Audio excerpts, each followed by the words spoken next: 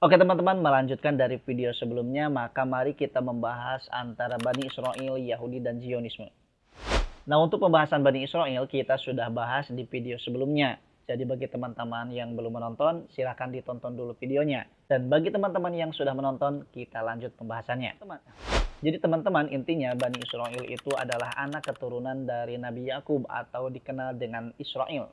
Nah, seiring perkembangan sejarah, identitas Bani Israel bertransformasi menjadi identitas keagamaan yang dikenal dengan Yahudi. Agama Yahudi berkembang dari ajaran Nabi Musa dan Kitab Taurat, kemudian mengalami berbagai perubahan dalam praktiknya dan pemahamannya seiring perjalanan waktu.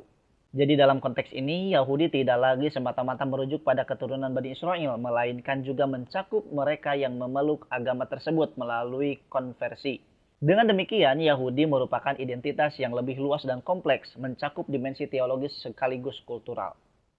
Memasuki abad ke-19, muncul sebuah gerakan politik yang dikenal sebagai Zionisme. Ideologi ini dipelopori oleh Theodor Herzl sebagai respon terhadap diskriminasi yang dialami oleh orang-orang Yahudi di Eropa. Zionisme bertujuan untuk mendirikan sebuah negara bagi orang Yahudi di wilayah yang dianggap sebagai tanah historis bagi mereka, yaitu Palestina.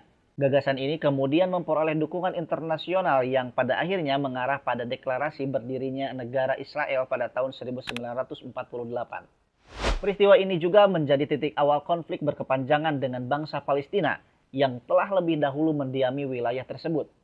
Dalam perspektif politik internasional, konflik ini tidak semata-mata soal agama, tetapi juga menyangkut kolonialisme, hak atas tanah, identitas nasional, dan kepentingan geopolitik global. Oleh karena itu, menyederhanakan konflik ini sebagai pertentangan antara Islam dan Yahudi adalah tidak tepat. Lebih jauh lagi, penting untuk ditegaskan bahwa tidak semua Yahudi mendukung Zionisme. Bahkan terdapat kelompok Yahudi yang secara tegas menolak ideologi tersebut karena dianggap bertentangan dengan ajaran agama mereka. Sebaliknya, Zionisme sendiri bersifat sekuler dan banyak aspeknya, sehingga tidak selalu mempresentasikan nilai-nilai keagamaan Yahudi secara keseluruhan.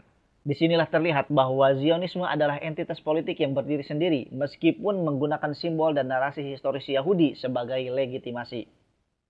Jadi dapat disimpulkan bahwa hubungan antara Bani Israel, Yahudi, dan juga Zionisme hanya dapat dipahami sebagai sebuah spektrum historis yang saling berkaitan namun tidak identik.